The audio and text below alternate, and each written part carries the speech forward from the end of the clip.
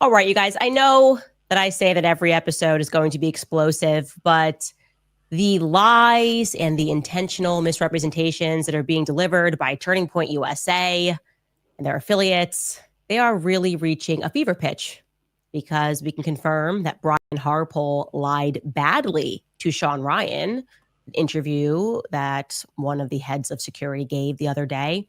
And I'm going to explain to you how we know that. I'm starting to think that we should believe that nothing they've told us is real. Plus, I don't think we can reasonably ignore that odd French company in Delaware now that our source proved to us that it certainly wasn't established to provide any maintenance to those Egyptian planes, and it was more than likely a front for something else. We should address that, because I know that many of you guys were wondering whether or not Charlie's assassination was meant to distract us from the Brigitte Macron investigation. And rightfully so. That is a fair question, because as you guys know, it was Charlie Kirk that called me and told me that they wanted me to stop speaking about Brigitte. But the question is always, who is they? Who is they? Welcome back to Candace.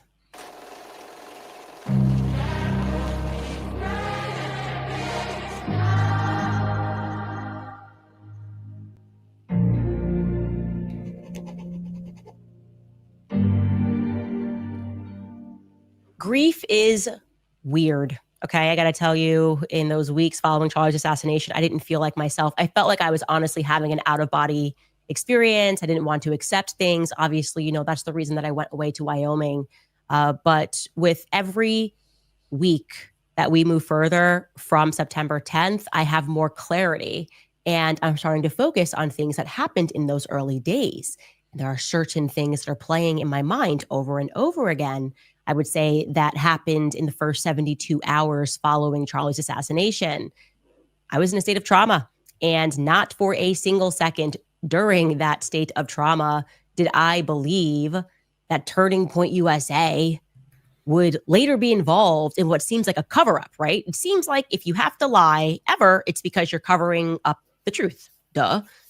And like I said, my initial sense was that all of us would come together and try to figure out who did this, because the Tyler Robinson story wasn't making any sense. Well, I want to tell you guys this. There's another phone call that I had with Andrew Colvett where I was crying on the phone with him. I mean, I am talking maybe 72 hours max after Charlie was killed. And he was also upset on the phone, but he said something, and it's hitting differently the more that I think about it. He said, and I quote, "Candace, it was supposed to be you. It was supposed to be you."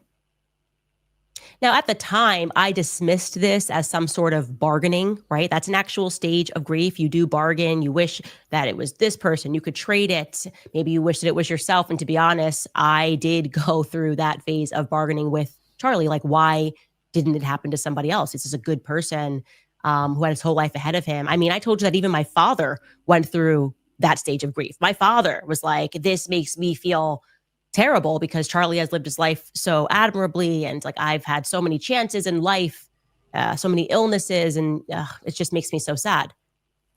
But now I'm feeling a little bit different, removed from the situation. Like, now I'm going, was I being, I don't know, was he being honest? Was Andrew being honest?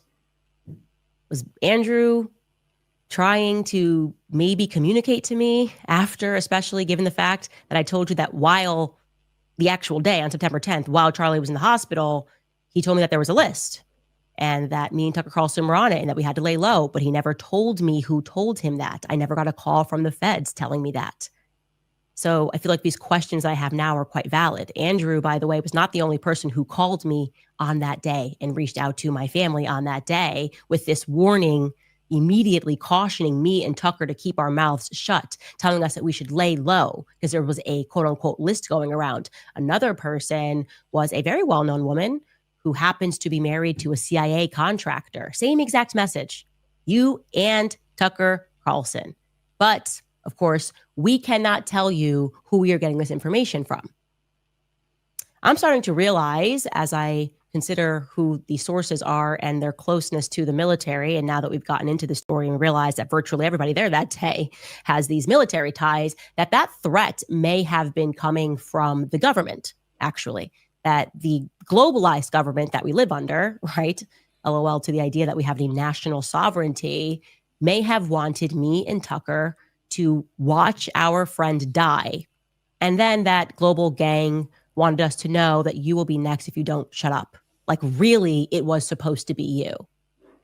And this new status angle is not something that seems subtle to me. When I consider that it was Charlie that called me, it was Charlie that said that they want me to stop speaking about Brigitte.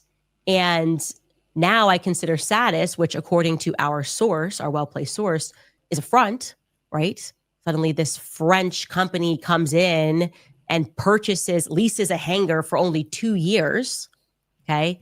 And immediately this becomes a location where our Egyptian military plane is going to land in Wilmington, Delaware, not to get service. We know there was no maintenance happening because there was this lack of a lease since 2021. All of this now feels really interesting, very interesting. And don't forget that same source claimed that after our Egyptian plane, tail number SUBTT, landed into this federally monitored hangar, that a foreign dignitary was then discreetly moved to 920 King Street, which we've learned and confirmed houses the DEA, the FBI, and the Secret Service. Quite rare, right? Quite rare. The Department of Justice to be coming together with the DHS. I mean, that's weird. So what does France have to do with it, right? What does Tucker Carlson have to do with it? Rationally, when I begin to create a timeline of when my life took a very different turn, it is because I began prodding the narrative on Israel at the exact same time that I began looking into the Brigitte Macron story. That was in March of 2024. It was on March 13th, 2024, that I did the very first ever episode on Brigitte Macron, right? And then, wham, I am fired within 10 days. It's a pretty quick turnaround. Charlie, of course, was a staunch defender of mine. Immediately when I got fired, publicly and privately, he held my back. And then suddenly donors start to squeeze him and tell him that I can no longer hit the stage at Turning Point's AmFest. They want me gone from the Turning Point roster, right? I bring my new independent show back in June. And the timeline, actually, when I start to put these things together, is interesting. So we're going to bring that up here because I like timelines. It makes things neat, right? So we are in 2024, right? March 13th, I do that first episode regarding Brigitte Macron. March 19th, just 6 days later, I'm fired from a Daily Wire. I thought it was 10. It's actually 6 days later I get fired from a Daily Wire. Then in mid-November, I begin communicating with Xavier Poussard regarding the potential to interview him during an upcoming trip to London. Xavier Poussard is the person who wrote the Becoming Brigitte book. He has never been sued for defamation. And I was only going to interview him one time because he had never been on camera. I thought that would be a great get. And I still believe that Brigitte Macron was born a man named Jean-Michel Trogneau. Suddenly, on December 3rd, before I interview him, I receive the first ever cease and desist letter from Brigitte Macron and her lawyers. And the funny thing is, I didn't receive it. They sent it to a really strange inbox that was not monitored, right? This is on December 3rd. You can see, please see attached the time-sensitive legal correspondence sent on behalf of our clients, President Emmanuel Macron and Brigitte Macron. We urge you to provide this correspondence to legal counsel promptly. They sent it to the Club Candace info. It was totally a random box to send it to, so we didn't get it. We go back to our timeline. That's December 3rd. And 7 days later is when it's announced that Satis, that's when it's publicly announced that Satis, that French company, has inked a deal in Wilmington, Delaware for a hangar. Okay? They're suddenly a French company. The CEO, who knows Emmanuel Macron, we've confirmed that, decides they're going to sign a 2-year lease for an airport hangar to do what? To paint planes. I'm not kidding. Elsewhere in that article, it tells us that it's a French multinational company that specializes in the painting of aircrafts and they plan to open for business in a hangar not far from Wilmington Airport come the new year. So in 2025, this is going to be their hangar. Okay, interesting. Back to our timeline.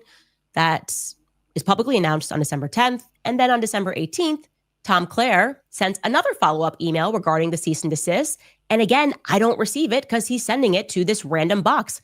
I am forever thinking in my brain now, what if I had received it? I would have been spooked. I would have thought that they were monitoring communications between me and Xavier Poussard, the obvious answer, because I hadn't been speaking about Brigitte Macron on my podcast.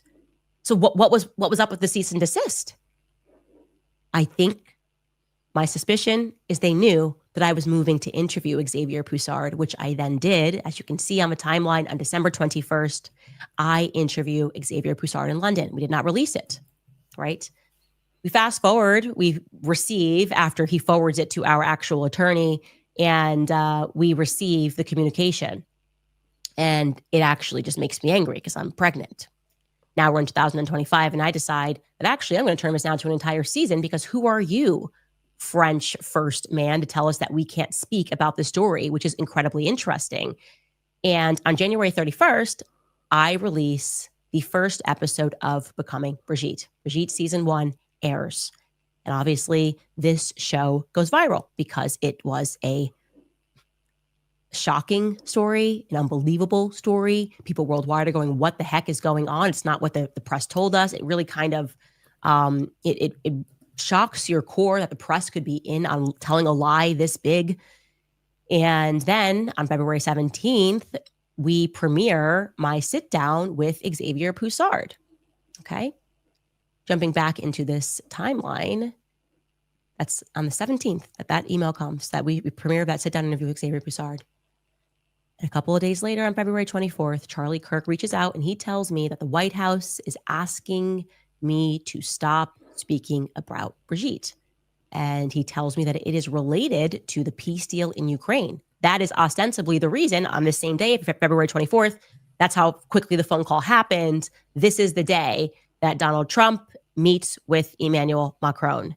Do we have that, by the way, the text message between me and Charlie? Here we go. Yeah, this is February 24th. I'm showing you guys this now. Hey, I have something to tell you from the White House. They asked me to call you. I'm just the messenger here, but it's important. I say, okay, I'm around, call me. Then we have the phone call.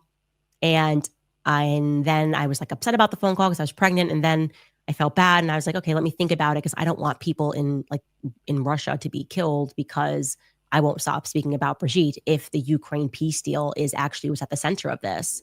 And he says, okay. And then I tried to say, I will circle back tomorrow, or maybe I said tonight, call if you want to chat at all. And we did, we chatted.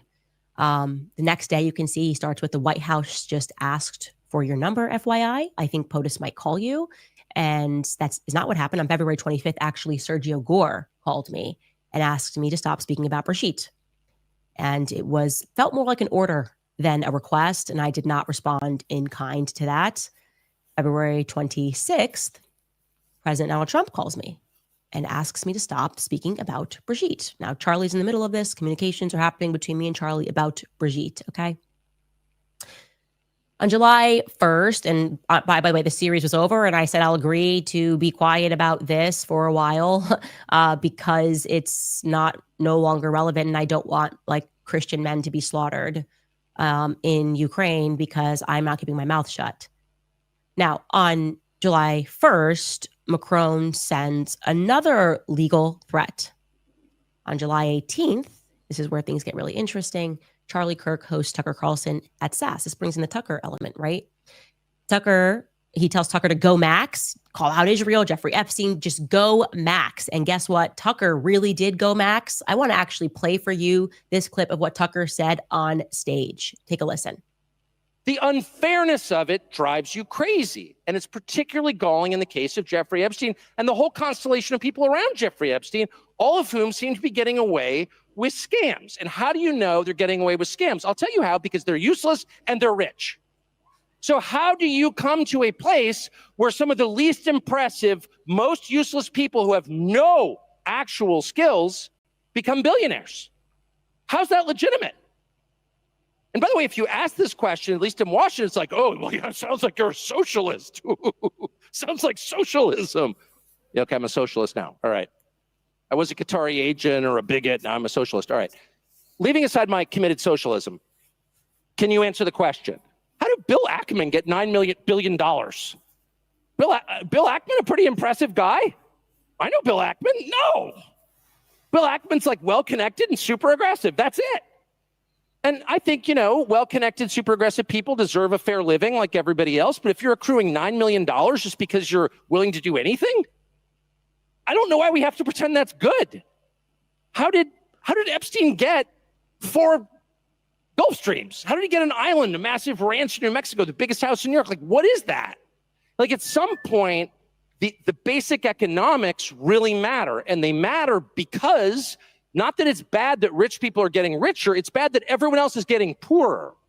And it's especially bad the young people can't afford homes. So what Tucker is getting to the heart at there is that we don't live in a meritocracy, right? You have people who, because of their bloodlines, are just being handed things, right? Bari Weiss is a perfect example of that. Nobody knows why she is an executive at CBS. She has no objective talent. I will guarantee you everyone around her is smarter than her. And yet CBS picked Bari Weiss. There's a reason for that. There is a reason why people who are talented can be completely shut out, taken out, told that they can't even be in the system. Think about Kanye West, right? Because of what he's saying. And then people who have no talent are suddenly everywhere. Billboards. We're being told this is the most beautiful person, the smartest person. This person has what it takes to have a makeup brand, whatever it is.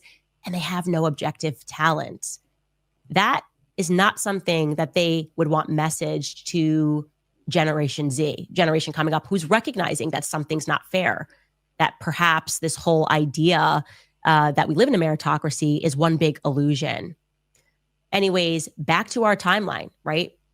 Tucker Carlson says that, and we then have on July 18th that the request from Turning Point's UVU chapter, which we've not been able to independently verify, but that's what the local news said, that they saw it with their own eyes, but we didn't see it.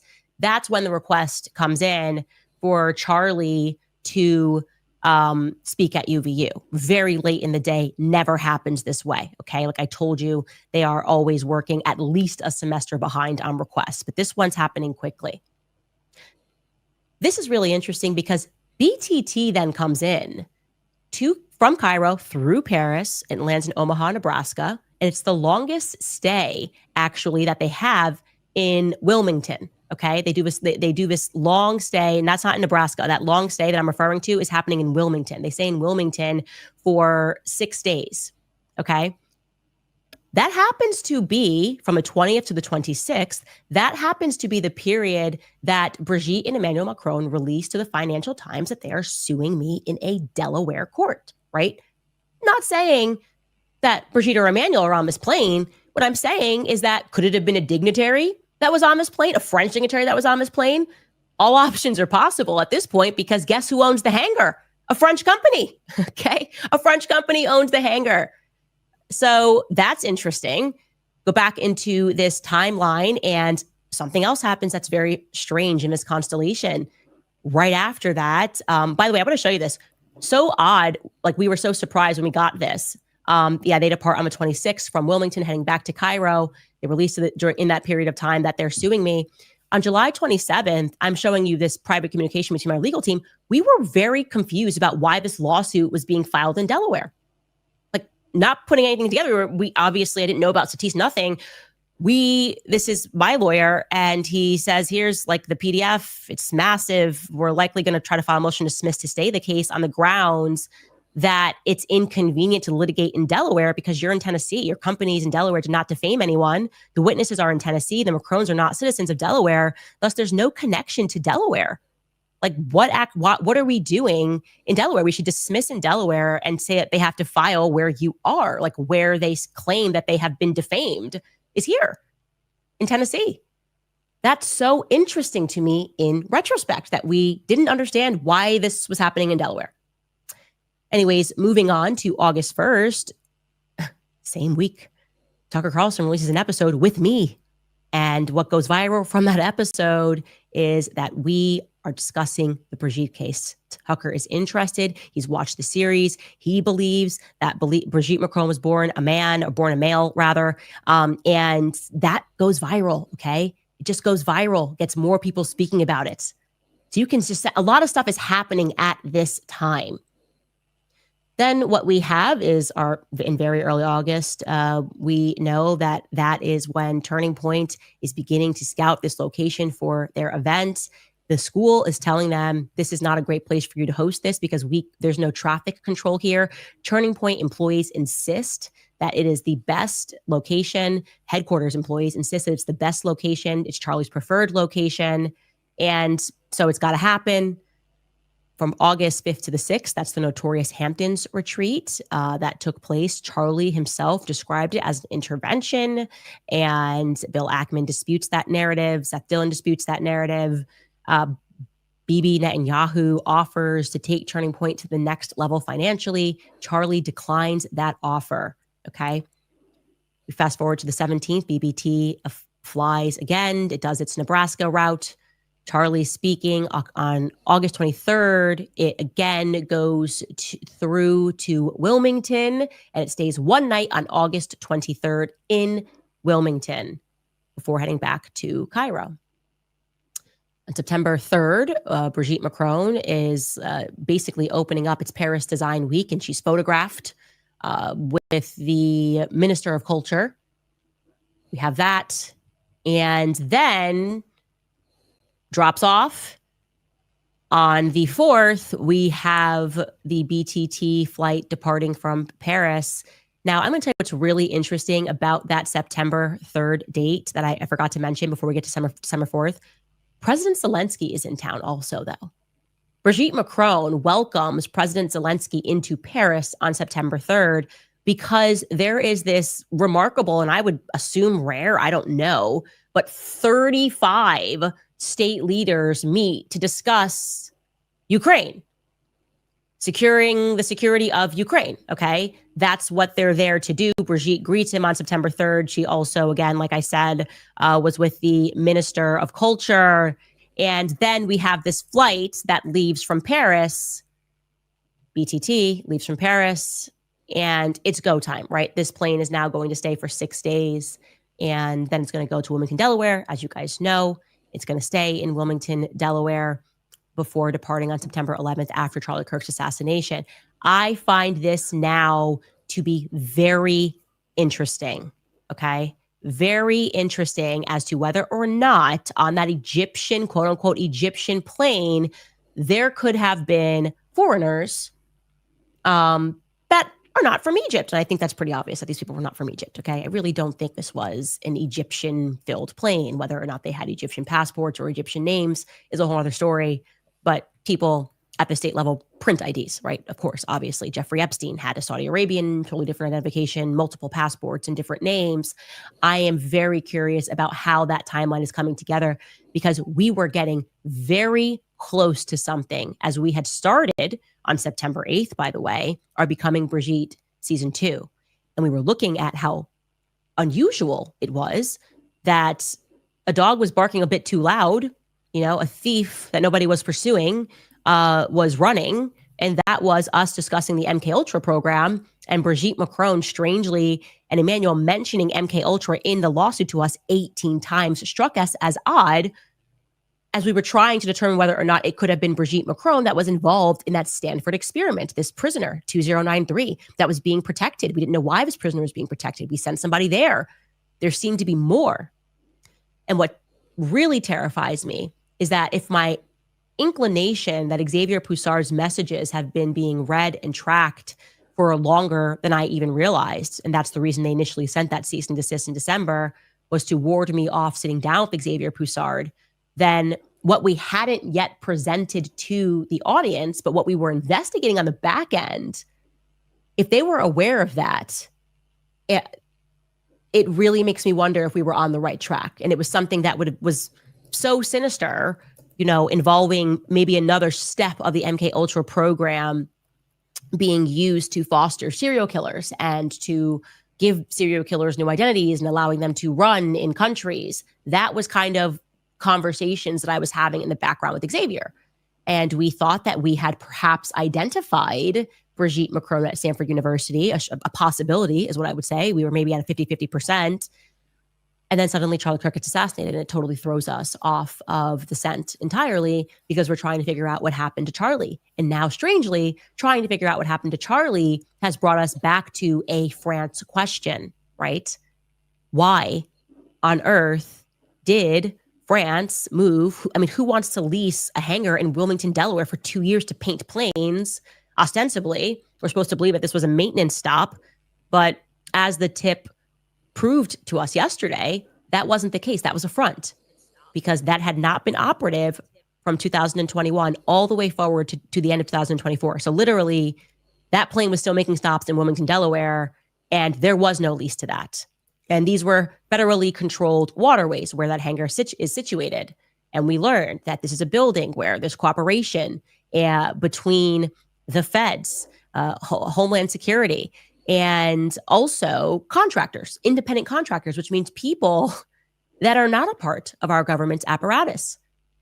So the question becomes, who was the foreign dignitary that was escorted on the day of Charlie Kirk's assassination to 920 King Street? Is it plausible that for whatever reason, Charlie allowing Tucker Carlson to hit the stage and to say that made Charlie a bigger problem than us? I have to tell you guys, in my gut of guts, there is something unbelievably, I just look at Brigitte Macron and I am telling you, you are looking at an utter psychopath in my view. There is something dark. There is something deep there. I see it in the eyes, in the performance of this all, that the response in France has been to start to harass people who came out and tried to tell the story, to effectively ruin their lives, to go after their finances, to debank them. The strange circumstances of some people who have tried to touch this story, and we've covered this also in our series, that wound up dead. Something is not right. And what terrifies me the most, by the way, is how far, the length that they are going through to protect Brigitte. Who the hell is Brigitte Macron? Okay? Because it ain't Brigitte Trogneux. I can tell you that for free. Who is this person? Because power is allowing us to see how illusory it all is. They would rather protect Brigitte, even though the whole world no longer believes that Brigitte Macron was born a female, right? But they would rather risk the entire thing coming undone than to just say, okay, maybe we took it too far. Let's get Macron out of office and put somebody else in there that we can control. They are taking this way too far. The reality is that these countries that have so much power and these leaders that have been in place and these systems that have been in place, and part of it is because of how much money they have and the lengths they will go through to keep things a secret. But the thing that they are forgetting is perception is 9/10 of the law, right? They have been able to do so much and to conduct so much evil because people around the world actually didn't believe that evil existed, right? The illusion was very important. Now they are violating the illusion and just hoping that money is going to fix this. Money's not going to fix this, okay? Killing people more is actually going to catalyze the understanding that we're all having that there is something very dangerous and something deep and dark that is going on.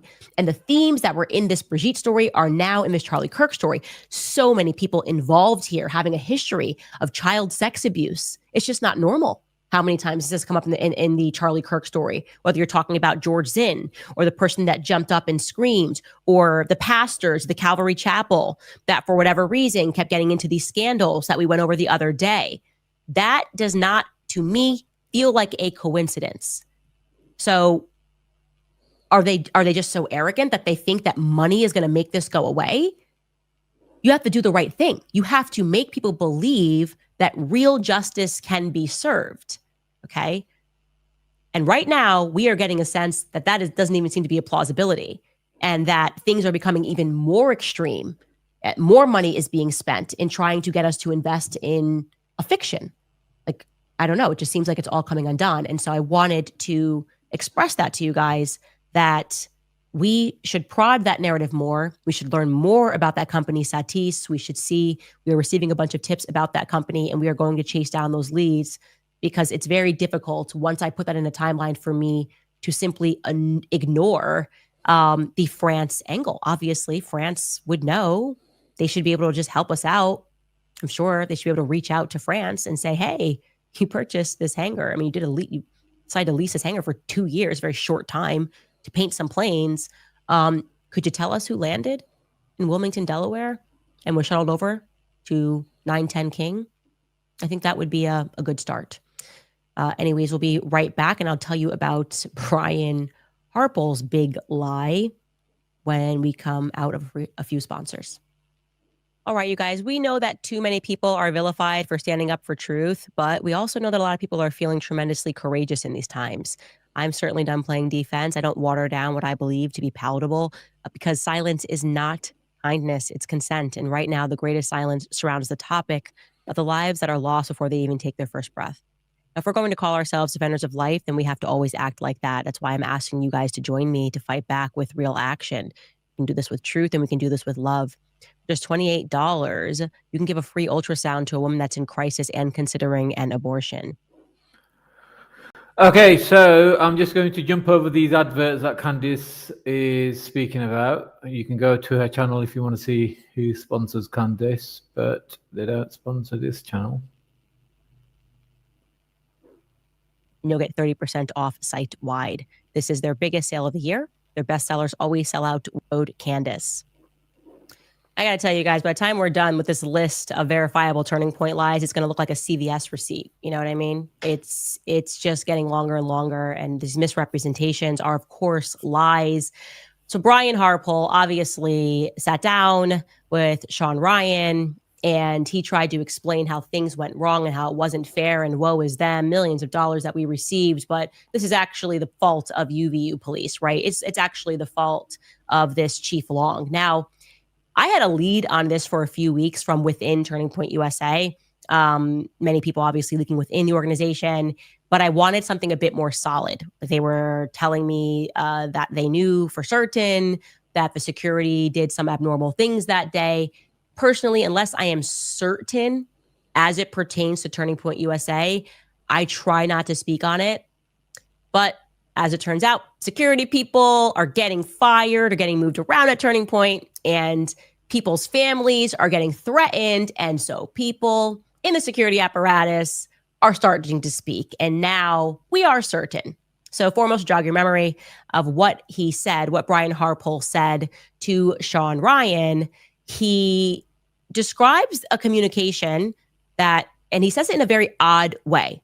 I can tell you right now, the reason why he describes his communication with the chief of the UVU police in an odd way is because it's not his communication. He's actually presenting a text message between Dan Flood and Chief Long. Take a listen to how he says it. On Monday before, this correspondence went to Chief Long. Hello, Chief Long. We received this message today from the student group. There is a student roof access pretty close to where CK will be set up at the Utah Valley. The Sorensen Center has a couple of staircases that go up to walkways on the roofs. He comes back, and for edification, the Sorensen Center was the building in front of the Lucy Center. And so he comes back and he says, you want access to the roof. And came back and said, I was told students have access above us. If this is true, it would be nice to either have it controlled access or allow one of my guys to be there as well, if possible. He comes back, and his last correspondence was, I got you covered.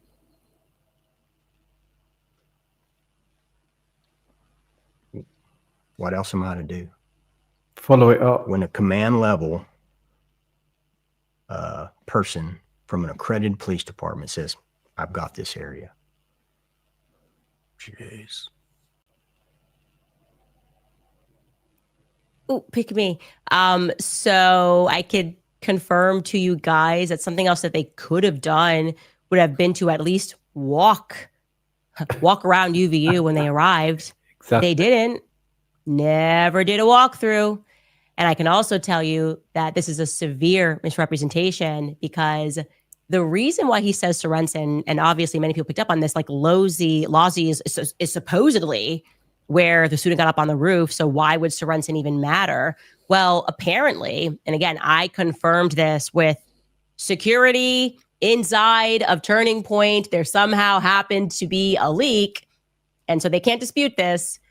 But actually, Dan Flood was primarily and only concerned with the flag of halls, which is behind. That's what was behind Charlie. So I'm going to actually show you this, what they're referring to and why he says Sorensen. I don't know if your mouse can move here. I don't know if you're able to do that. It's okay if you can't. But you can see we're up there on the right where it says Sorensen Student Center. Well, there is a way, as you can see, to get down and get across to the walkway. And that's what they wanted to secure. They wanted to secure and to make sure that nobody had access above Charlie's head. And that's why he says the walkway. He knew that, by the way. Obviously, he knew the context of that. It's very strange that he's reading that off of his phone as if it's on his phone and he had the communication. That's fundamentally dishonest. He should have said, this text message happened between Dan Flood and Jeff Long, and here's what it was pertaining to, or he should have showed more, but he couldn't show more. And, Sean Ryan got played. He did. And he should be upset that he got played, because they're basically using him to just propagandize the situation and pretend that they're somehow the victims. Something else that is very strange that I was told early on when all these leaks were coming is that not only did Turning Point not walk the campus when they got there, I'm referring to the security, but also the only thing that Dan Flood apparently cared about was making sure that their SUVs had clear access behind Charlie, in and out access. So they were not concerned about any other rooftops. They were not concerned about walking to make sure that they had access to other rooftops, obviously, or to make sure that they could see what points it was that the people could just walk onto the courtyard. They weren't concerned with any of that. All they cared about, for whatever reason, was the flag of halls, controlled access in the flag of halls. And I'm wondering if that reason is because, this is really interesting, but I told you, it's kind of strange that there were only 2 videos of people really that saw the alleged shooter on the roof that sprinted off of Losey. I found that to be quite strange. There were a lot of people there that day, a lot of action that was caught. There wasn't even any more testimonies that came out. And when we hunted down the origin of those videos, I found it strange that those students who shot it didn't post it themselves. They went through fourth party people, one person, both of them jumped through multiple hoops to get that video out. And when we tracked those people down, both of those students or non-students were in the military, right? ROTC. I found that to be very interesting and compelling. And I am wanting to know more about what was happening in that Hall of Flags. Something is off here. There seemed to be a lot of buzz about the Hall of Flags. Even that Indian kid that we had showed you was taking that shot, who said like, oh, I didn't know Charlie, but he was really popular, was posting all of these videos and somehow gave his videos to the news. He was in the Flag of Halls, or the Hall of Flags, pardon me. I think more needs to be known about what was going down in the Hall of Flags, and I intend to find out what that was. But Turning Point's security completely dropped the ball, and they knew they dropped the ball, and yet they then tried to pass that off by misrepresenting text messages. Why? Why is he protecting Dan Flood? Why isn't Dan Flood speaking? Has Dan Flood been fired from Turning Point USA? Was this actually just a propagandist mission to sit down with Sean Ryan and to lie and misrepresent? Everybody's instincts were correct about that interview. We are still being told lies by Turning Point. Now, beyond that, this is crazy. This broke in Utah. So the story goes, and I told you that the story was BS, but what the feds told us was that, grandpa's gun was missing, and then a friend called, and the dad, Tyler Robinson's dad, recognized his own son and then turned his son in. And I told you that was a lie. That's not how things went down. And I was called a liar and no one believed that I had sources. Well, now, mysteriously, the footage of Tyler Robinson turning himself in, which should, in theory, show his dad and him walking in. His dad turned him in. Remember that storyline? Well, it doesn't seem like we're ever going to be able to get that footage because it's now missing, ? Take a listen to KUTV News investigating.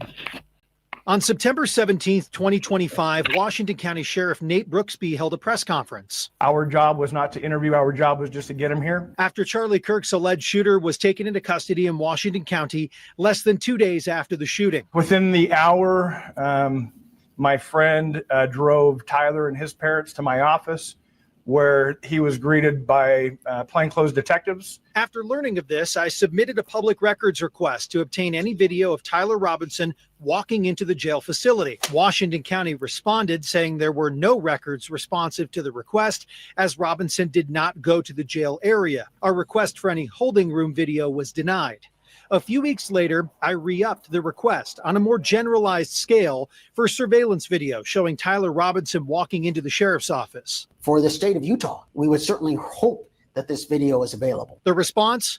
Our office does not have any applicable records responsive to this request, as the surveillance footage is no longer available after the 30-day retention period. If in fact it has been destroyed and not preserved, it's very concerning. And if it has, then it's very concerning that they're telling you they don't have it. If they no longer have it, I would have expected to say that this video has been provided to the Utah County law enforcement. Please contact them. But instead, this letter leads, in my opinion, as trying to shut the door and not give you free access to the press. While it's not clear if the video exists and was just handed over to another agency, in a response to me, Washington County shared with me they don't believe the video was shared with anyone involved in the case. Wanting to get videos showing that he turned himself in and the manner he did so would be crucial for the defense work of mitigation. I don't know, guys. We just can't get one verifiable piece of evidence that Tyler Robinson even exists. Does he even exist? I think it's a fair question. Is he just an AI app? Does Tyler Robinson even exist at this point? Feels like a fair question. Because we can't get one clear image. And now, which good on them for realizing, oh, wait, actually, we can put in a gamma request and figure out whether, like, we can just watch him turn himself in. That's a big part of the story. Heroic dad marches his son in and says, here he is. And I told you that was all crap. So what actually happened? What actually happened? He also can't appear in person. He's appearing electronically, doesn't have to put his video on for court hearings. What is going on? How dare they call anything that we are covering a conspiracy theory? The conspiracy theory, I'll tell you what it is right now. I don't want you guys to be conspiracy theorists. The conspiracy theory is that Tyler Robinson, who did not attend UVU, had never been on UVU campus, packed up his car that day, jumped onto a rooftop, figured out how to like jump around like Spider-Man, and just knew exactly where Charlie Kirk would be seated, despite having never been there. Took one shot with 30-06 that got stopped because Charlie eats spinach. And he swallowed it, actually, because it actually ricocheted down into his stomach. He then makes a hasty retreat into a Dairy Queen where he texts every minute of what he did to his lover. And then, despite going home to his lover, he decides the next day to still text his lover more about his dad. Yeah, that makes sense. Yeah, he's home, but they're still texting more because, like, that's what you should do as opposed to just talking to him face to face. And he wanted to get away with it, and he expresses that. But at the same time, despite the fact that he's got like a 4.3 GPA and he's like a boy genius, he just decides to write every minute of the crime that he had just committed to his love. That's actually the conspiracy theory. Like, that's the tinfoil hat conspiracy theory. I don't want you guys to believe that. That's crazy. That is totally crazy stuff. Anyways, we'll be right back and respond to some of your questions and comments. Now, in all the time that I've been endorsing my wireless company, Pure Talk, I have never seen an offer like this. Never. Right now, you can head to makehimasandwich.com for our regularly priced books. And then we have signed copies that are also available on the CandaceOwens.com website. By the way, tomorrow book club will be at 6 p.m. Eastern because today is my son's birthday. And I did not calculate that when I said to bump it to Thursday. So it will be tomorrow. And we will continue reading Sigmund Freud and the Jewish mystical tradition. Okay, top comment from yesterday. Angela wrote, to all those working in government that still have morals and are willing to leak information involving corruption, God bless you. Thank you for helping us get justice and not tormenting us. Carl writes, Candace, thanks for what you are doing to expose all this evil. What can we do besides watching your show, buying your book, etc.? Christ is King, thanks. Well, take that to mean what it is, which is that truth will win, truth will prevail, truth is king. And I am telling you guys that it's not enough to just know the truth, you have to speak it. Speaking the truth, I just know that that is significant. It is more powerful. It's almost like the frequency of a truth hits more powerfully than a lie. And they have rendered so many people silent out of fear. That's why they do this stuff. Speak the truth, share the truth. That's the little part that you can do every single day. Redenta Mama writes, my fingers are tired from pushing back on quote unquote Christians on X calling you sinister. I said he's paid or he's not listening. He used me to claim that you train cult lines. That's interesting. They're not watching you or they are sinister, proud member of the not so secret Candace cult. Yeah. If I'm culting, I'm doing it wrong. I'm telling you to trust your gut and your intuition about things, and you should. And you're seeing that. It is, like I said, very strange that so many Christians are now trying to tell us that it's not biblical to pursue truth, right? Of course, you have to ask questions to pursue truth, to get to the truth. You cannot just accept blanket narratives from people who are not authorities. Who are just deeming themselves authorities and saying, well, listen to me. I guess we should just listen to Kash Patel because he's Kash Patel. That's ridiculous, obviously.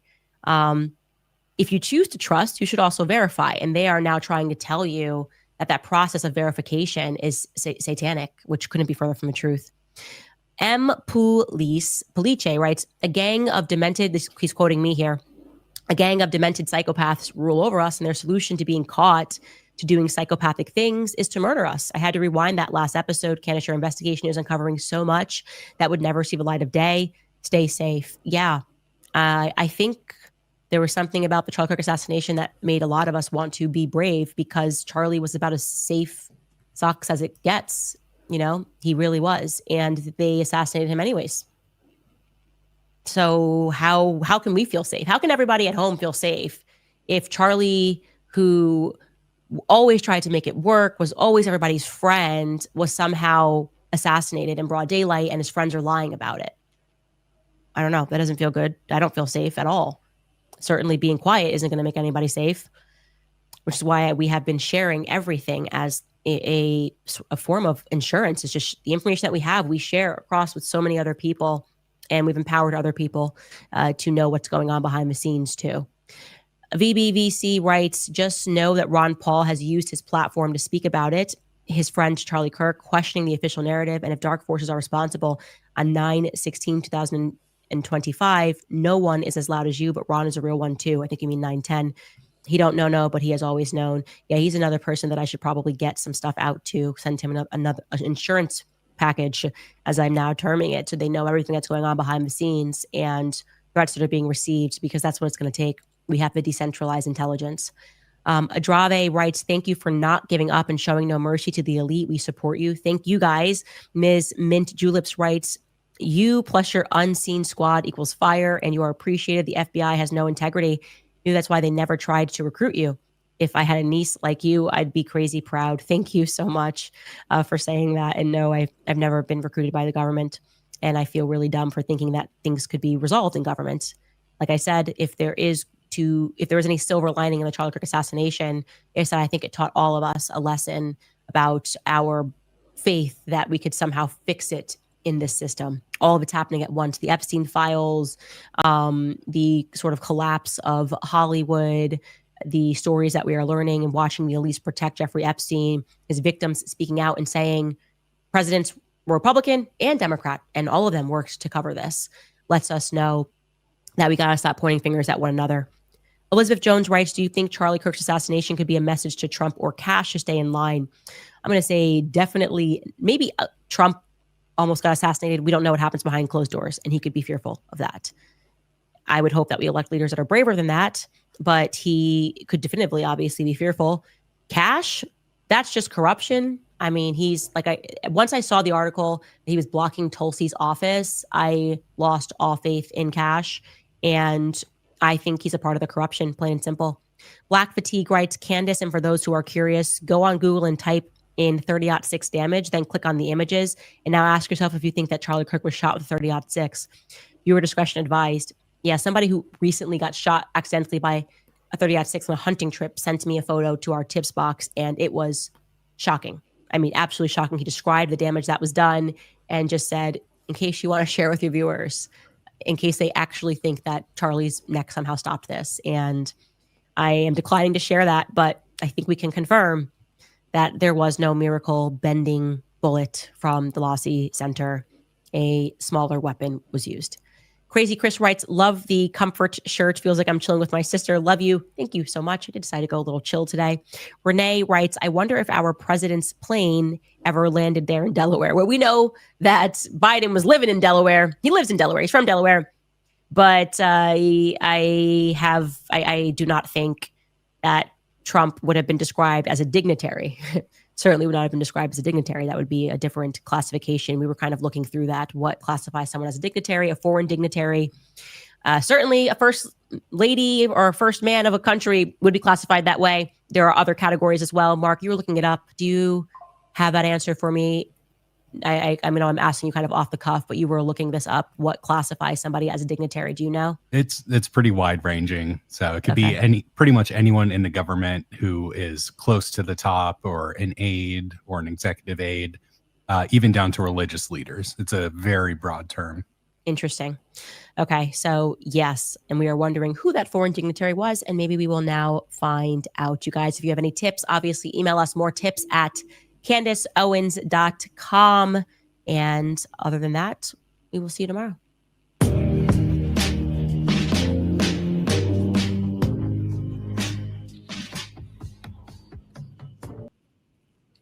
All right, so let's just recap that. There's actually a few more videos I could share if people are interested. So let me just recap of what's been going on with this whole Charlie Kirk assassination. Just bear with me. Just gonna finish off the work I'm doing. I'm working at the same time, so bear with. No. All right, so I'm going to do this by memory. It would be far more professional if I got everything in front of me and prepared and the rest of it. It's not going to happen. I've got other things to do. Maybe another time I shall do that all for you. So what has been happening with this Charlie Kirk thing? It's getting messy. It's obviously difficult to filter through what's factually correct and what's likely to be true, or what's vague and that type of thing. But let me just give a recap of what I remember and what's been said. There's two main channels from what I can see that you can collect all this information. One is obviously Candace Owens, the #1 podcaster in the world now, apparently. And another one is an up-and-coming gentleman, also from the States. He goes by with the handle Mr. Let Go. He's a bit of a motivational coach, from what I can work out, to the Black community. However, he seems to have changed the game slightly with this. And I must admit, him and his research team are doing some pretty good work. Okay, so let me just recap of what these guys have been saying. Like I said, both Candace and Mr. Let Go do have a research team behind them at some form or another. So let's start off with before the shooting of Charlie Kirk. Apparently, the so-called shooter was registered or enrolled, was enrolled in the CIA Youth Academy or of something of that nature. That was disclosed and reported first by Alex Jones of InfoWars. That in itself is quite sus. Apparently, he was a straight A student and ticked all the boxes of being a potential genius and also a prime candidate for CIA recruitment. So that's the first thing we should say. The second thing we should say is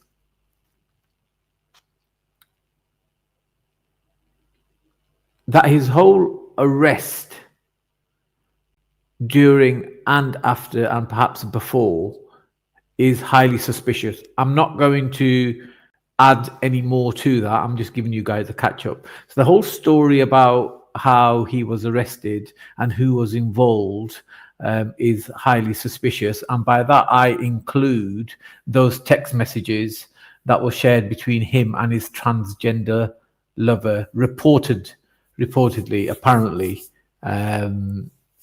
his lover. That's the reports I've come across. You can go do your own research. And those messages were suspicious, especially when you take into consideration, apparently he was looking for his gun next to a police car while sending very calm and collective messages. But like I said, you know, it's a grey area. There's no substantive proof, but it's a bit sus.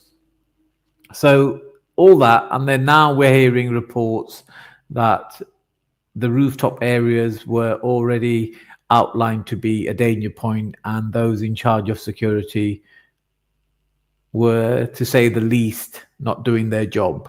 The conspiracy is whether, you know, purposely or not. And then we come to the shooting. You probably have heard that there's no way the gun that they are reporting that killed Charlie could have been the gun, because the bullet that gun uses does not go into a neck and stay in the neck or any other part of the anatomy. In fact, it would probably go through about 3 or 4 wardrobes made out of solid oak. So that is suspicious in itself. The close-ups of the shooting tell a different story, that it was potentially a smaller device and maybe not even a traditional handgun.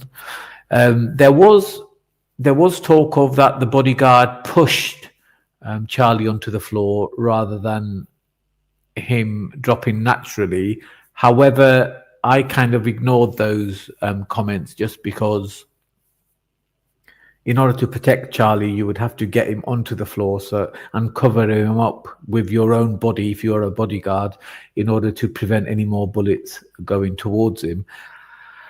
But the weird thing is, when they did pick Charlie up, there was, from the cameras, from the images, there was no blood from what we can see.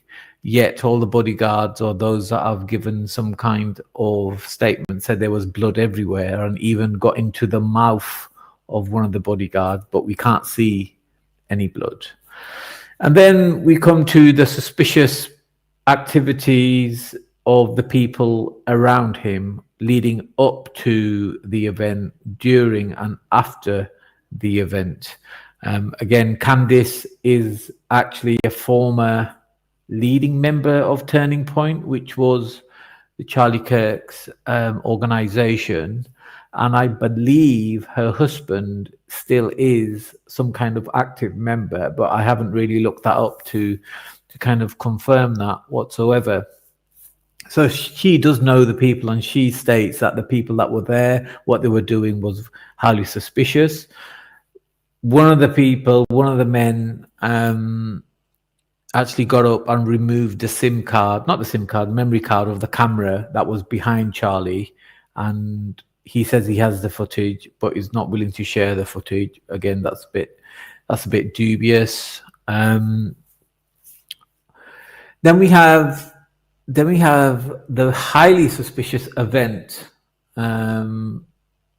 after Charlie's death. How it didn't seem like a morning event of somebody that people are after. It seemed like a launch of a political party. where Donald Trump was standing there talking about himself, saying how amazing he is. And, you know, Charlie Kirk's wife doing what I would regard as a satanic hand sign. Some people would say it's just a rock and roll sign or something, but that rock and roll sign is still a satanic hand sign. So that was all very suspicious. A lot of YouTubers like Mr. Let Go and Candace Owens have pointed out the potential lies and conspiracy around what people have been saying that were around Charlie on the day. Too much to kind of point out now, to be honest, but you guys would have to go and research that yourself. More conspiracies have been coming out where people saying that this is partly a setup for I can't remember his name now. Who's the deputy president, vice president from America, J.D. Vance, and Erica Kirk, Charlie Kirk's wife, to stand for the next presidential election.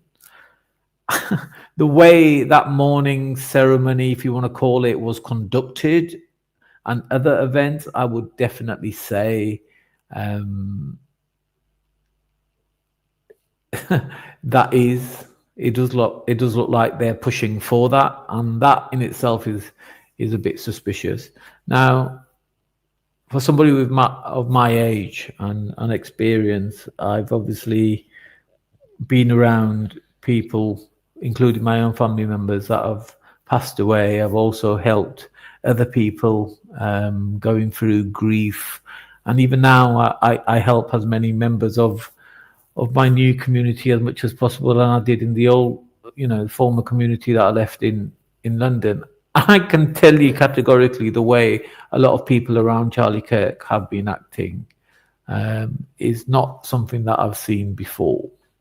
I'm not saying it's not true. I'm just saying that's not how people act.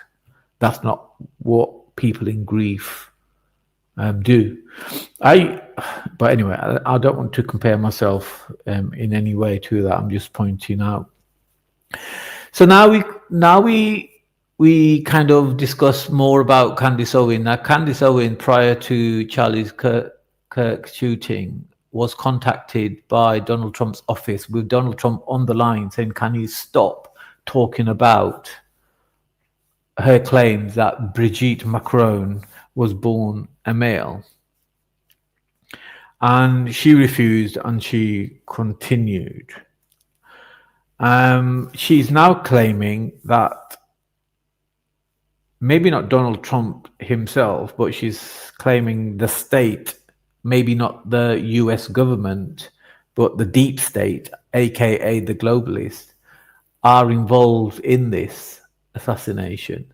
And she has uncovered some very interesting data, which has been backed up by a whistleblower, according to not the video I just played, I think the previous video, stating that this Egyptian airline could not have come in without the say-so of the US government. And the backstory of that plane it's an Egyptian airline, is that it has been following Charlie Kirk and particularly Erica Kirk around America for a long time, and was present yet again when Charlie was killed.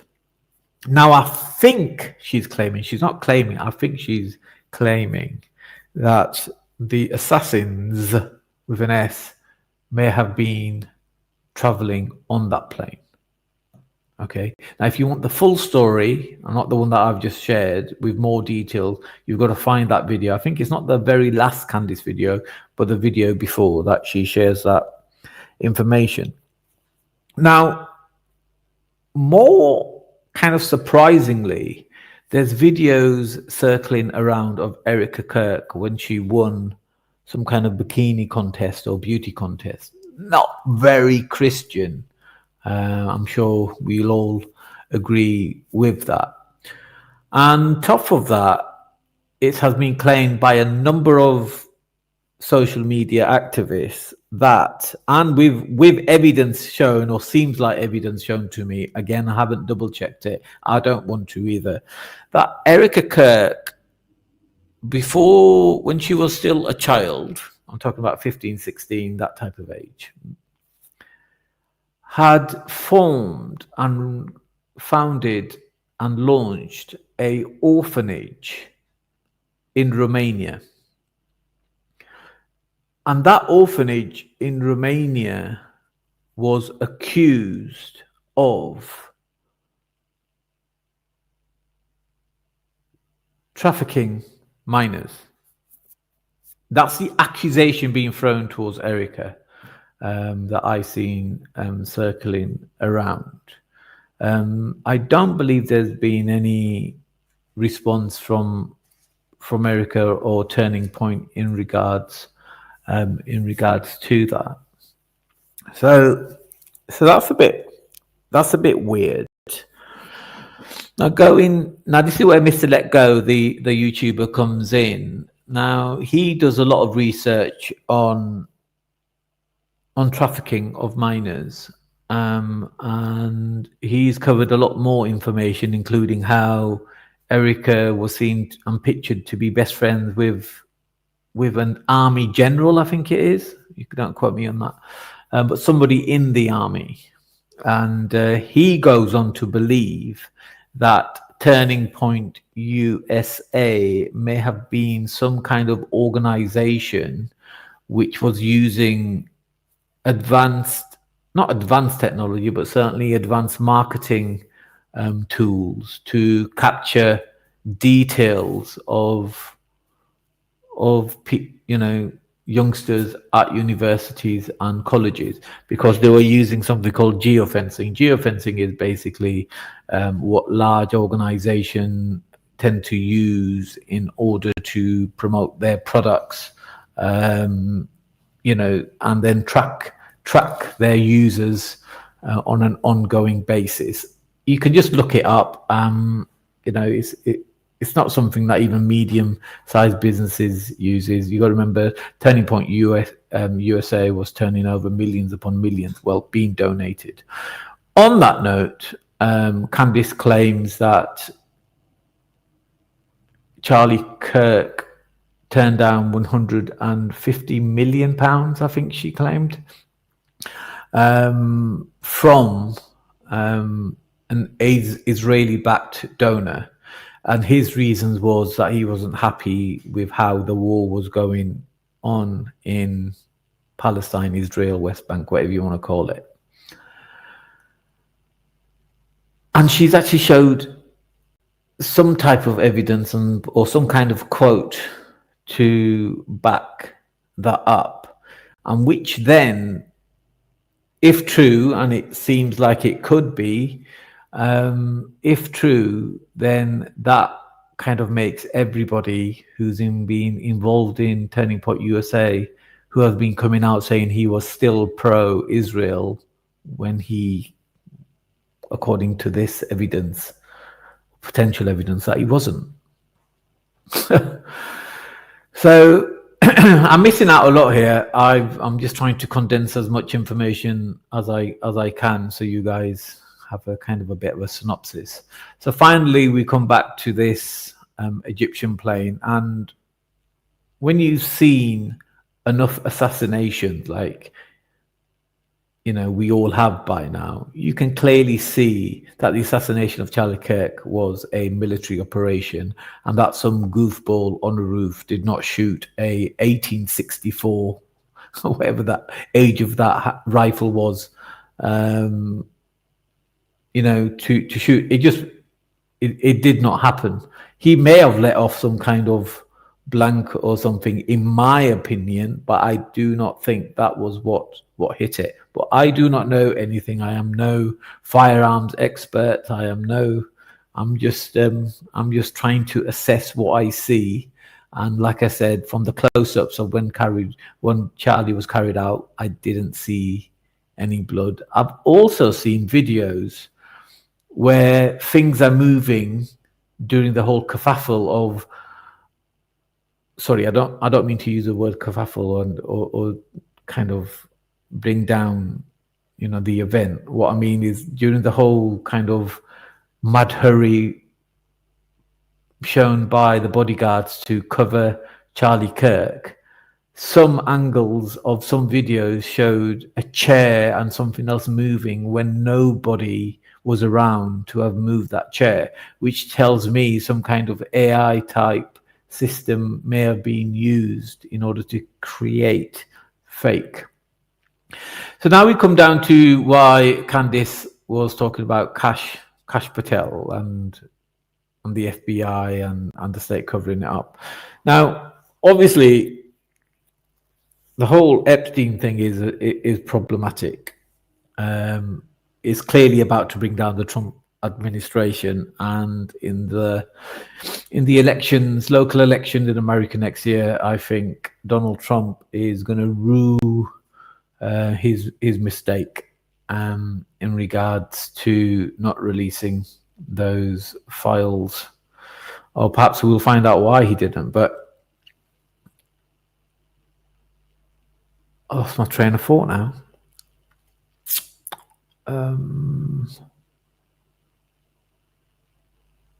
Yeah, well, Charlie was, as some people around him are saying, I think Candace was claiming that he was not happy with not releasing the Epstein files. I wasn't going to say that. I lost my train of thought now. I had it all in there. Oh yeah, Kash Patel and FBI. So apparently the FBI went to the hospital and took all the footage of Charlie being taken in away. Why would you do that? That's a bit suspicious. On top of that, Charlie Kirk's family confirmed that there was no autopsy originally, and then when people kicked up a fuss and pointed out, by law you must have an autopsy, there was an autopsy, and now it's not being released. Candace also further pointed out that Charlie was not taken to the most convenient hospital where there would have been the right level of emergency support to at least react better, but a hospital further away, and that he did not leave in the same car as he came. I don't know if it's Candace said that or Mr. Let Go, but one of them did. So that in a nutshell is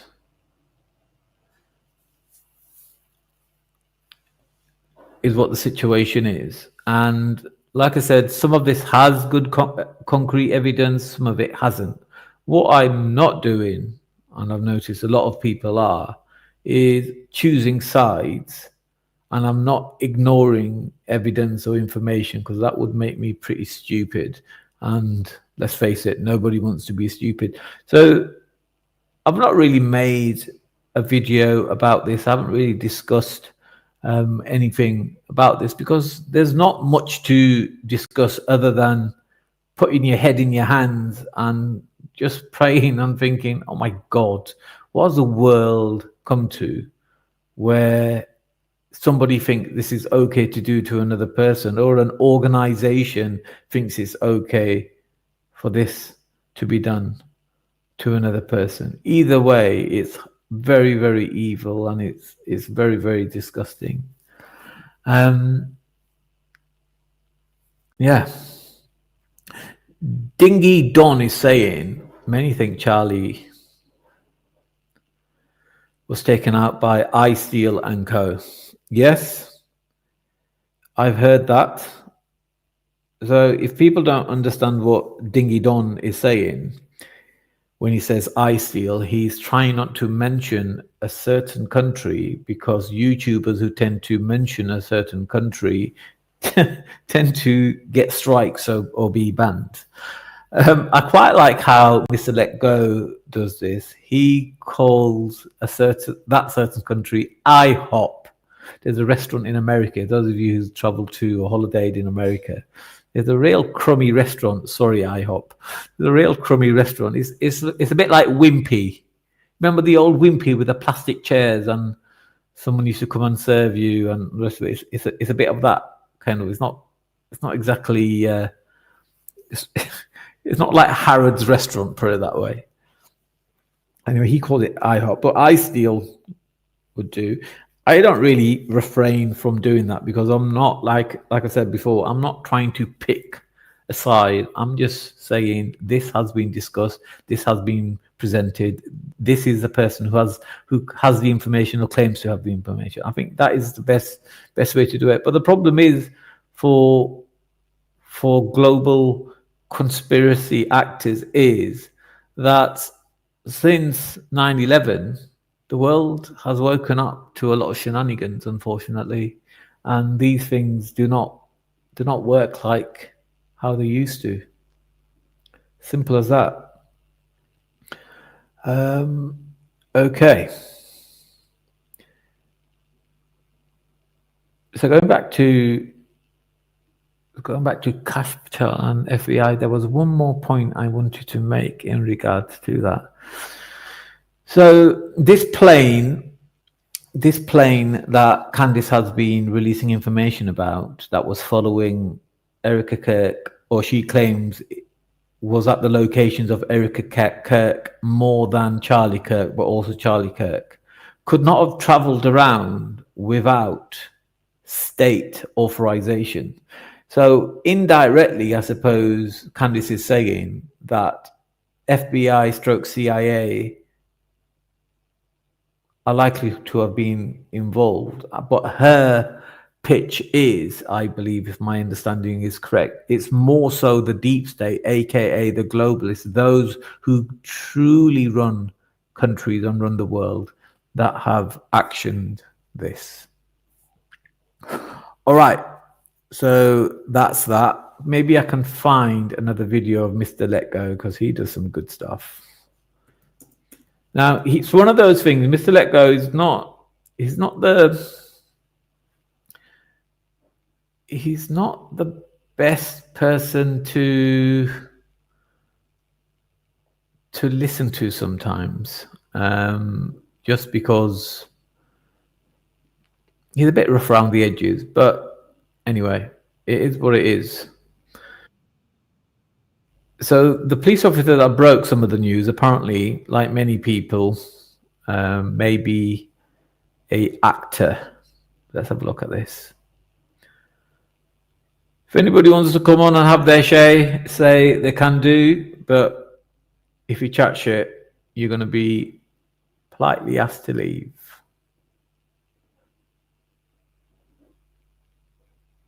Good morning. I would just like to take a few minutes as the sheriff to express my gratitude for everybody who has played a part in this investigation. As you know, it's been a vast, a complicated, and a very, very fast-paced investigation. You're looking at people standing up here who are running on, if they got an hour's sleep in the last couple of days, they're probably lucky. It has been very taxing. It has been so impressive, speaking on behalf of the local law enforcement, to see the cooperation that we've seen in this type of case. So just in case anybody's wondering why I'm playing this is from the Tyler Robinson case when he was first caught within 33 hours. And they kept saying 33 hours over and over again, knowing that 33 hours is the Masonic, whatever the hell. We just found out, breaking news, that this guy right here is an A&E actor. This man is an A&E actor. You don't believe me? Here we go. In front, together as one team, with one unified mission. I want to find out if there's problems in our jail that we just don't know about. I am dying on the inside. I don't know how you get through anything like that. we signed up for this. You want to leave? Would you? 60 days in. New season premieres Thursday, May 30th at... And good morning. I would just like to take a few minutes as... Now, just want to make sure, Is that the same guy? Or am I crazy? Let me know. Say yes or no in the chat. Say yes or no in the chat. Am I wrong? Is that the same guy? Because I might be wrong. As the sheriff, to express my gratitude for everybody who has played a part in this investigation. As you know, it's been a vast, a complicated, and a very, very fast-paced investigation. You're looking at people standing up here who are running on, if they got an hour's sleep in the... Shut the hell up. Historic progress for Charlie. Y'all remember this? Y'all remember this? Cash Patel saying this mess right here? In 33 hours, we have made historic progress for Charlie. And just last night, the suspect was taken into custody at 10 p.m. local time.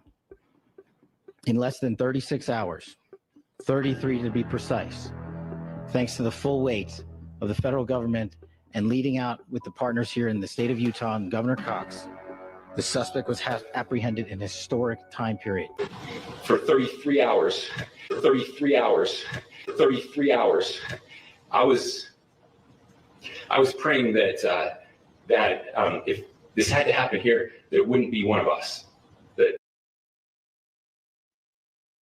And since everybody on here wants to be an actor, we're going to put our little sunglasses on and we're going to be actors too, damn it.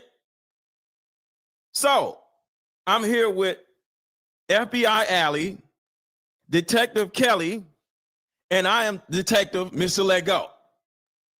And for 33 hours, we've been digging into this situation and we found that this guy is a freaking actor. So, ladies,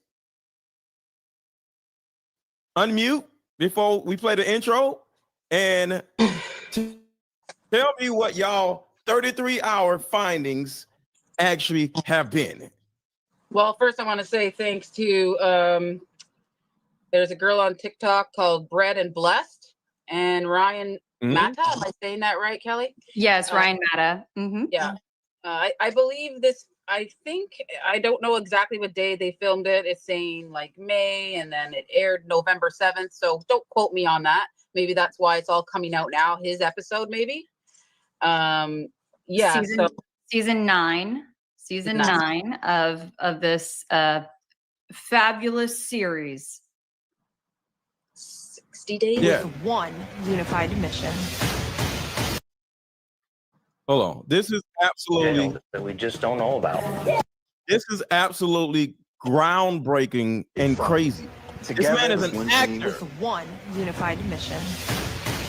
I want to find out if there's problems in our jail that we just don't know about. I am dying on the inside. I don't know how you get through anything like that. We signed up for this. You want to leave? So before we get started, y'all already know what it is. Got to play the intro. And everybody hit the like button. Everybody hit the like button. And let's get it. Everybody hit the like button. Everybody hit the like button.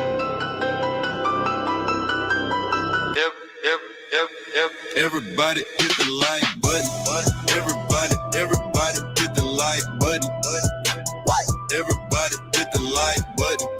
Everybody hit the like button. If you got something to say, drop it in the comments. Don't be acting afraid, but everybody hit the like button. Everybody hit the like button. If you got something to say, drop it in the comments. Don't be acting afraid. Drop your city in the chat. Let me know you at. Drop your city in the chat. Let me know you at. Drop your city in the chat. Let me know you at. Drop your city. Wet. Drop your city in the chat. What? Drop your city. What? Drop your city in the chat. Drop your city in the chat. What? Everybody hit the like button. Yep. Everybody hit the like button.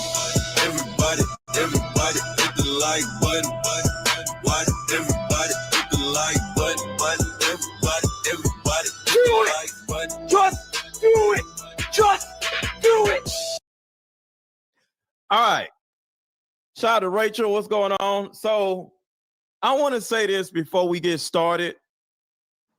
This whole thing is literally a predicated lie. Every single part of this whole thing. So because they are lying, we are going to seem very insensitive to this whole case. And the reason why is because they're lying.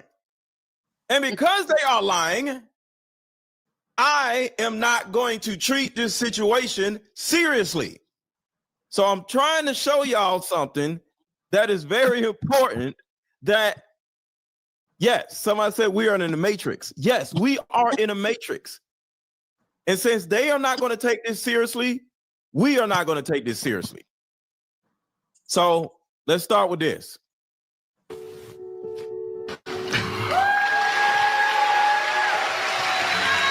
Maybe if I... Yo, what in the world? Kirk.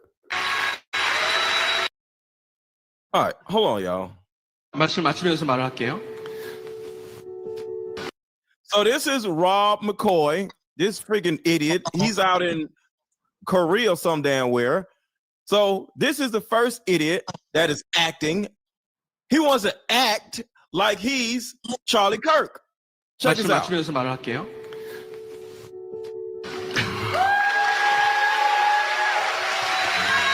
Maybe if I wear this freedom shirt, they'll think I'm Charlie Kirk. Korea needs freedom, and the church is the soul of this nation. It's time to stand for truth regardless of the consequences. 한국은 이 자유가 필요합니다. Oh my God. What is wrong with these dudes? He sounded like him with the okay. This man literally wants to act like he's Charlie Kirk after they killed him. So if they want to act, let's do it. Yeah, they're not taking it seriously. We're not going to take it seriously. I'm not taking it seriously either. Well, I am taking it seriously. Rest in peace, Charlie Kirk. Yeah. I want to find out what's going on. Power in numbers. We're taking it pretty seriously, but we have to add a few laughs in here and there in order to keep ourselves sane. I think that's kind of the gist of it. True. Right. Exactly. So what do y'all think, or what information do y'all have to share about what we just found out earlier this morning, or either late last night, about this sheriff being an actor? Let's stay with that for a minute. What do y'all think about that? Okay, if I can say something, and so it did air. The timeline's important now, right? So it aired. The season 9 aired May 30th, 2024. Season 9 of what? Of 60 Days In with Sheriff Mike. Okay. Yeah, 60 Days In aired. His season aired May 30th, 2024. Okay. So this was last year. Yeah. Last year. Yeah. But I don't know. Like, I feel like that timeline's kind of important. He's gearing up for acting. I don't know. I've never seen him on anything else. This is the only thing he's done acting on, if anybody else could tell me. And it's worth noting too, Allie, just to hop in there, right? My understanding, and by no means am I a 60 Days In expert, but the gist of the show, right, is that they take, I don't know, 3 people who are supposed to be really brave and committed to going in, to penetrating the jail to help expose any potential issues going on. And they're pretending to be legit prisoners, right? So it's kind of like reality TV. Is that what you're saying? Yes, exactly. And it is definitely reality TV. So it's actually happening, but there are certainly some scripted and reenactments and things like that. So real things happen, but it is absolutely edited, and it is most definitely some acting going on. The same exact situation with this Charlie Kirk debacle. All these damn people are acting. Well, we All know are actors. but we know that Erica Kirk, of course, was in a reality show as well, and I Yes. think you covered that, right? Yes. So Okay. Eric Kirk has been in a reality show. So everybody is acting. Nobody, all this, and I'm just going to say this. It's a good possibility that Keisha is alive. And I'm saying Keisha for a reason because I can't say, what I want to say. So that person's name is Keisha. So I think Keisha is alive. Go ahead. The mayor of Utah. Didn't he do acting too? I think so. I think everybody in here. Hunter Kozak's dad. Okay. So there's a lot of actors in this stuff. Yeah. And I think that there may be some ties to Hunter beyond just his dad, but certainly his dad tied in as a producer for the Jimmy Kimmel Show. I mean, we know we've got a lot of actors in various capacities tied into this event. So my thing about the last live stream. So Brian Harpole's going to leave it to the actors to take care of Charlie up on the roofs, Oh, speaking of Brian Harpole, and remember everybody, just letting y'all know. I feel like you prioritized work over me a lot. My favorite question was, if you could parent me. And then you win, something's wrong. Put a 1 in the chat if y'all agree. And everybody hit the like button. Everybody hit the like button and drop your city in the chat. And let me know where you at. So hit the thumbs up button and drop your city in the chat. Let me know where you at. We got to hear that again. Erica Kirk has deep connections to Jeffrey Epstein, Donald Trump, and the State of Israel. The supposed grieving wife and mother is going to be taking over Turning Point USA. So here's some facts about her that I think the public has a right to know and that nobody else is reporting on. Around 2009 to 2010, even though Erica had never modeled before or participated in a beauty pageant, she received an invitation in the mail to participate in the Miss USA beauty pageants, which were owned by Donald Trump. In 2012, she won the Miss Arizona competition. And at the same time, according to her website, she was also a casting director at the same. How do you become a casting director? How is this girl having all these crazy opportunities and jobs? We're going to get into the Romania situation, Romanian Angels program that she had going on in Romania at the age of 17. So I want y'all to think about this. Not only did she have a nonprofit in Romania called Romanian Angels at 17 or 18, you get a letter in the mail to be in the Miss America pageant, and then you win. And then on top of that, you have some type of modeling agency of your own? What is happening here? Who is this woman? 2012, she won the Miss Arizona competition. And at the same time, according to her website, she was also a casting director. How are you a casting director and a philanthropist and Miss America or Miss Arizona all at the same time? What is happening? This is the reason why we're talking about this, because this is getting crazier and crazier and crazier. Drop your city in the chat. Let me know where you at. Spam the chat with your city. Spam the chat with your city. Spam the chat with your city. Drop your city in the comments. At the same time, she was modeling for Trump. In 2006, she started a ministry when she was just 17 years old. This ministry was working with the U.S. military in Romania. At the same time, she claimed to be working as a casting director. The area in Romania where Erica was operating her ministry out of had a ton of local. How the hell are you a casting director and you're this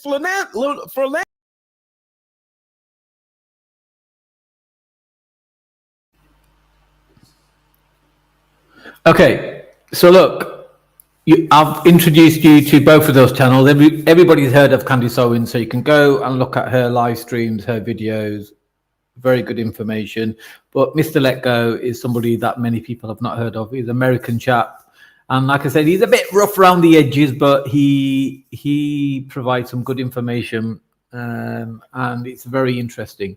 But I agree with him on one thing. Now, any one of us or any one of you who are listening to this, if like me, you have researched something enough. When I say something, I don't mean research in terms of how do apples grow or how to build the best 8-cylinder engine, nothing like that. When any one of you who, like me, have researched politics, and I do mean politics, sooner or later you realize one thing, and that is it all ends up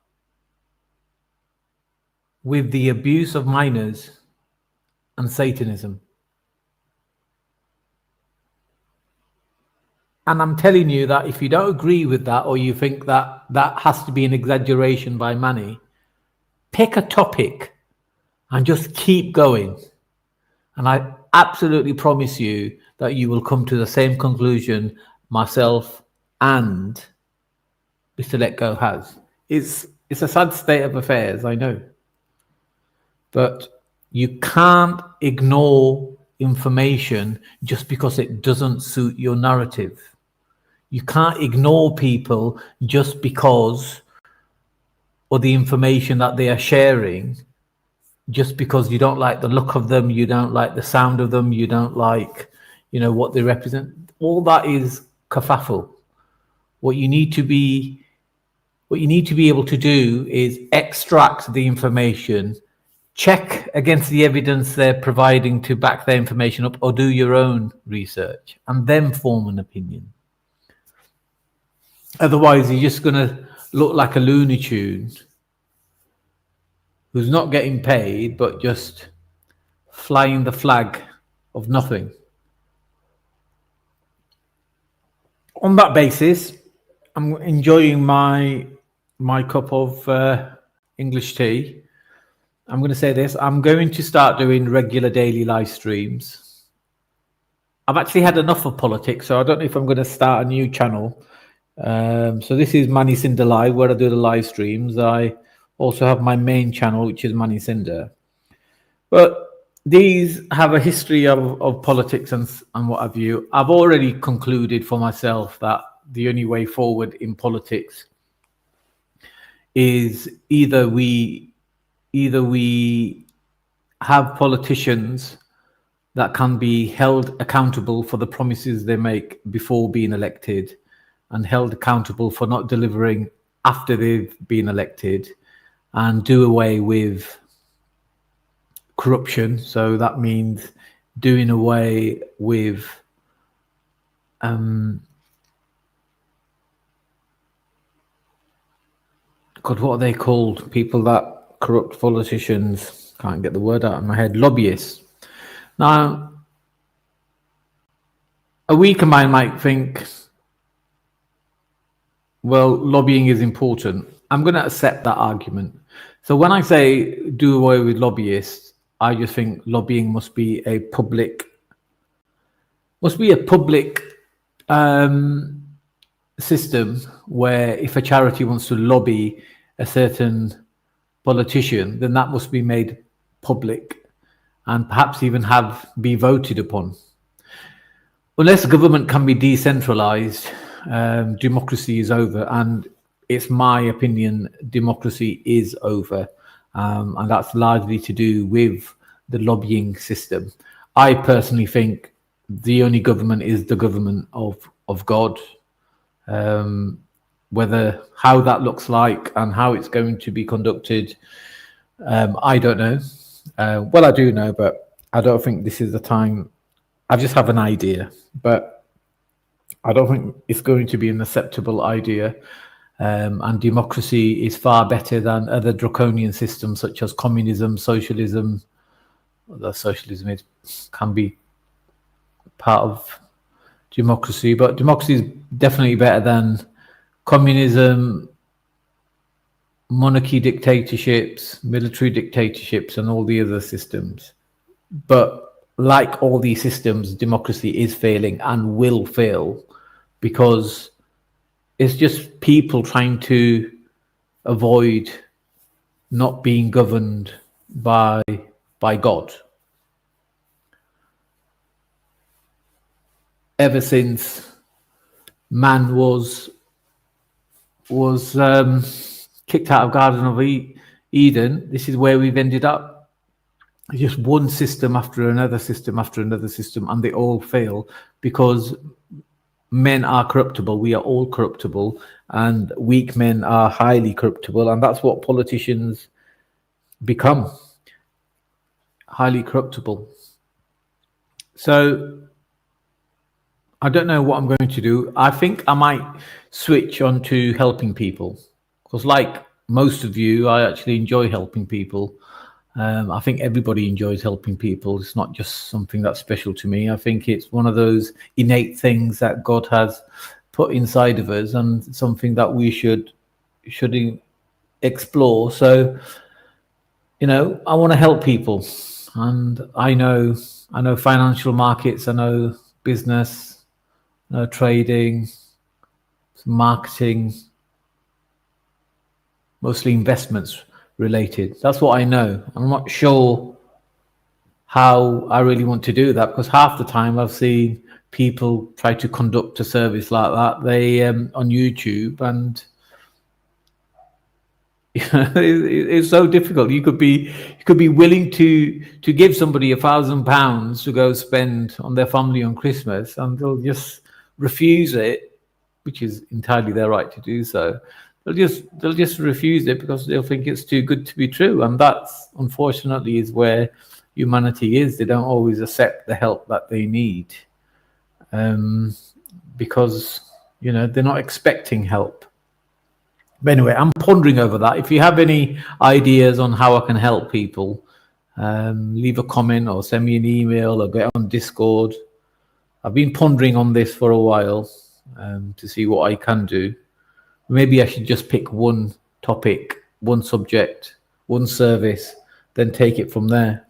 Everybody wants to be richer, more comfortable, and be able to help their family and loved ones. Maybe that is an angle that I should go.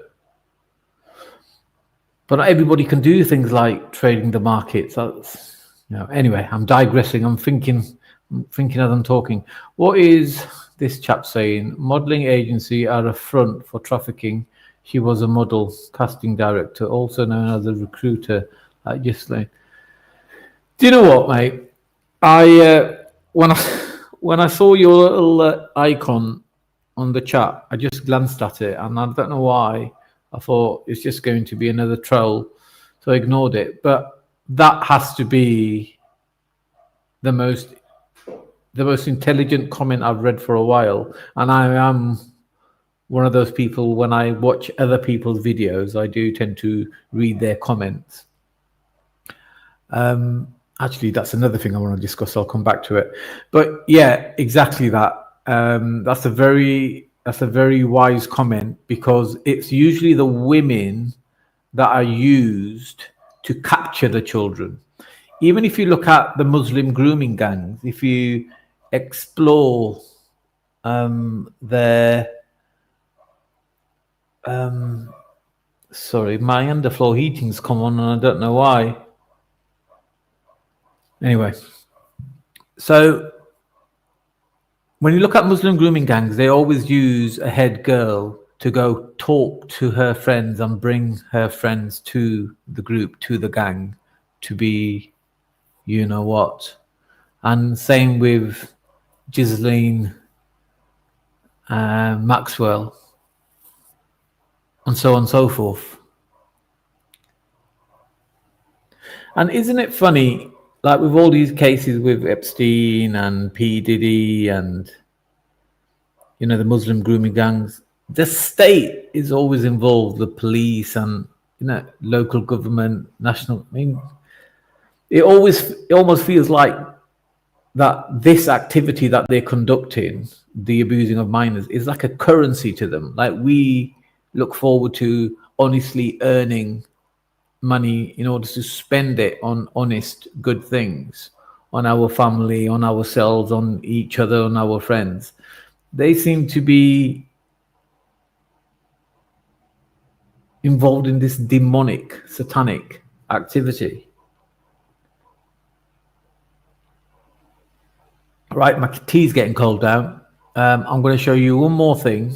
I was very disappointed to see this, and I spotted something. So,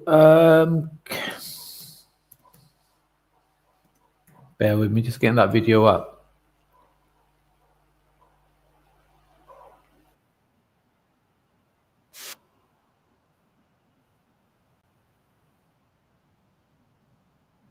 Man, but my mom's biggest lesson was you're not quitting. And not many people are going to do the 13 years of hard. Most people opt out at year 2 and want to go find a quick return. Or you keep quitting to start something else that you think is the idea. It's just a cycle. You're never completing anything. You got to make a choice of the thing you're going to do and finish. I made the choice to stand-up comedy was what I was going to finish. Because if I focused and did it well, that would open up the doors for me to do everything else that I want to do. But they say that you can't have everything in life. So what is... So as we know, this is...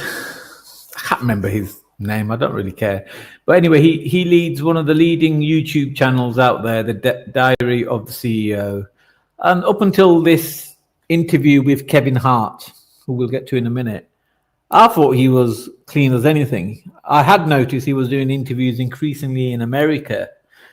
But I thought he was doing interviews only to help his audience, to promote knowledge. Until he obviously interviewed this Kevin Hart. Now, why would you interview Kevin Hart?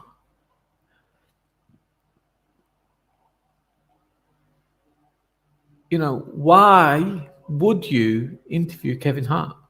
If you are this guy here and he's a multi-millionaire, he has all the money in the world, he's got success, he's got a great research, marketing, digital team, he's got multiple offices, clearly well invested, he's made it. He's got how many? He's got 13.6 million subscribers. That's probably more than BBC and ITV put together. Maybe not, but you know what I mean. So why would he interview Kevin Hart? Because Kevin Hart was an extremely close friend with P. Diddy. He was, from what I can see, a right-hand man doing parties and orchestrating all types of things.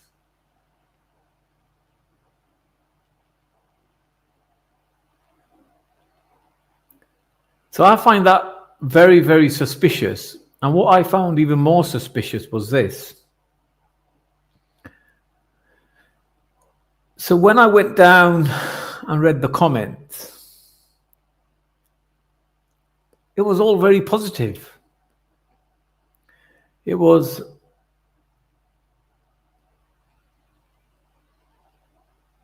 things like this. The guest we never expected, but so glad to see. I cried watching this interview, man. But anyway, and I thought that doesn't seem genuine to me. So I went over here and I looked at his posts. And I clicked on these comments. I thought, let me see these comments compared to the video comments. And it's a stark difference. AM quadruple thousand said, I will not be watching this episode. And another one, Sam Summer said, ain't no party like a Diddy party. And the next one, ask Cat Williams, who was a whistleblower of all this.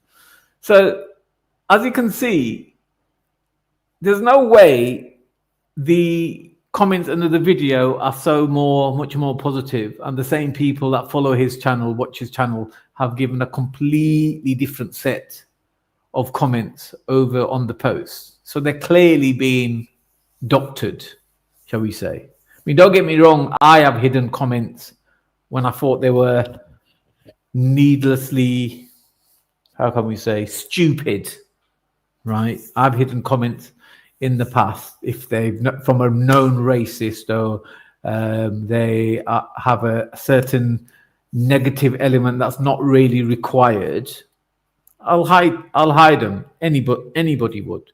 But as you can see from these comments, there was, you know, they're not actually saying anything that's not already in the public domain, and there's no need to hide them.